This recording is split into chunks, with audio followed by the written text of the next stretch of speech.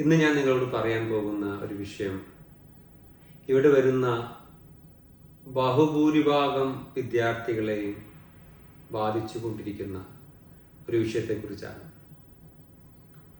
എന്തെന്നാൽ ഭൂരിഭാഗം വിദ്യാർത്ഥികളും ഓസ്ട്രേലിയക്ക് സ്റ്റുഡൻറ് വിസ അപ്ലൈ ചെയ്യുന്നത് ഒരുപക്ഷെ അവർക്ക് ഇവിടെ വന്ന ശേഷം PR ഓ TR ഓ അപ്ലൈ ചെയ്യാം എന്ന ഒരു ആഗ്രഹത്തോടു കൂടിയായിരിക്കും.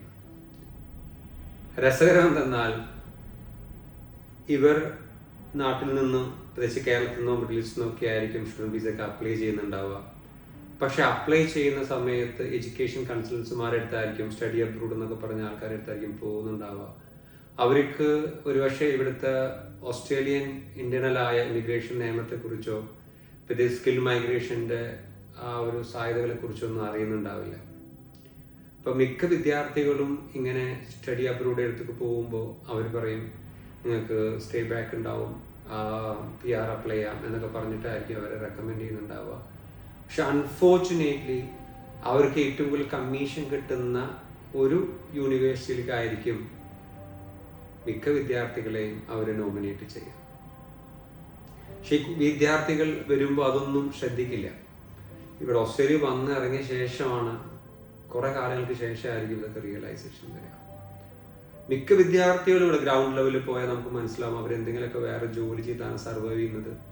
പെട്രോൾ സ്റ്റേഷനിലോ വേറെ എന്തെങ്കിലും വേറെ ഹാർഡ് ജോലിയൊക്കെ കാഷ്വൽ ജോലിയൊക്കെ ചെയ്താണ് ഇവിടെ സർവൈവ് ആവുന്നത്.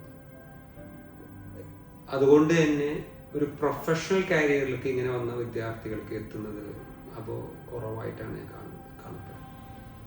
പിന്നെ അതുപോലെ തന്നെ ഇങ്ങനെയുള്ള വരുന്ന വിദ്യാർത്ഥികൾക്കൊന്നും PR അപ്ലൈ ചെയ്യാൻ പോവാതെ അവരിവിടെ പെട്ടുപോകുന്ന സാഹചര്യമുണ്ട്. ഇതെന്താന്ന് പറഞ്ഞാൽ നാട്ടിൽ നിന്ന് വരുന്നതിന് മുന്നേ തന്നെ ആ കോഴ്സ് സെലക്ട് ചെയ്യുന്നതിൻ്റെ ഭാഗമായിട്ട് തന്നെ പ്രൊഫഷണലായ ഒരു അഡ്വൈസറി, ഒരു അസസ്മെൻറ്റോ കിട്ടുമായിരുന്നെങ്കിൽ, ഒരു വെൽ പ്രിപ്പയർഡ് ആയിട്ട് ഇവിടെ വരുമായിരുന്നെങ്കിൽ ഇങ്ങനത്തെ ഒരു അവസ്ഥയിൽ കൂടെ അവരൊരിക്കലും പോകേണ്ട ഒരു സാഹചര്യം ഉണ്ടാവില്ല.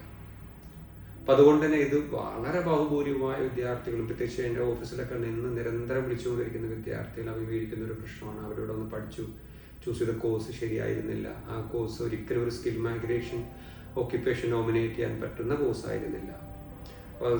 MBA പോലെയുള്ള അല്ലെങ്കിൽ മറ്റുള്ള സബ്ജക്ട്സുകളായിട്ടുള്ളതായിരിക്കും പഠിച്ചിട്ടുണ്ടാവുക. അപ്പം അതൊന്നും ഒരു ഓക്യുപ്പേഷൻ നോമിനേറ്റ് ചെയ്യാൻ കഴിയാത്ത രീതിയിലായിരിക്കും ഉണ്ടാവുക.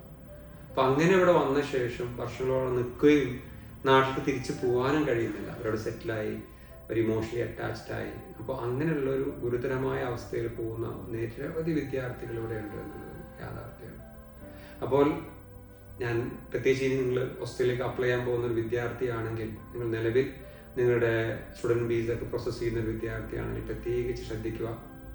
എപ്പോഴും നിങ്ങൾക്ക് PR അപ്ലൈ ചെയ്യാനൊരു ആഗ്രഹം ഉണ്ടെന്നുണ്ടെങ്കിൽ ഡയറക്റ്റ് വെറുതെ പോയി അപ്ലൈ ചെയ്യാതെ പ്രൊഫഷണലായ ഒരു അഡ്വൈസറി എടുത്ത്, അത് you can go to www.mara.au, Australian government website ഉണ്ട്, അവിടെ പോയി ഒഫീഷ്യലായ ലൈസൻസ്ഡ് ആയ ഒരു മൈഗ്രേഷൻ ഏജൻറ്റ് അടുത്ത് പോയി ഒരു അഡ്വൈസ് വാങ്ങിയ ശേഷം ആ കോഴ്സ് ചൂസ് ചെയ്യുകയാണെങ്കിൽ ഒരു പക്ഷേ നിങ്ങൾക്ക് നിങ്ങളുടെ ഫ്യൂച്ചറും എല്ലാം നിങ്ങൾക്ക് സേവ് ചെയ്യാൻ, ഇവിടെ വന്ന ശേഷം പഠനശേഷം ഓൺ ഷോർ PR അപ്ലൈ ചെയ്യാനുള്ള സാധ്യതകൾ നിങ്ങൾക്ക് എൻഹാൻസ് ചെയ്യാനായിട്ട് സാധിക്കും.